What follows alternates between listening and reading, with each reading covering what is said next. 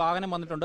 അവിടെ റോഡുണ്ട്. ആ റോഡിൽ നിരോധനാജ്ഞ പ്രഖ്യാപിച്ച ശേഷമാണ് വനംവകുപ്പ് ഈ ദൗത്യം തുടങ്ങിയത്. ആ റോഡിലേക്കാണ് ഇപ്പോൾ ഈ വാഹനവും ഈ കടുവയുമായി വനംവകുപ്പ് പോകുന്നത്. കടുവയെ റോഡിലുള്ള വാഹനത്തിലെ കൂട്ടിലേക്ക് മാറ്റും. അതിനുശേഷം തേക്കടിയിൽ കൊണ്ടുപോയി വിദഗ്ധ ചികിത്സ നൽകാൻ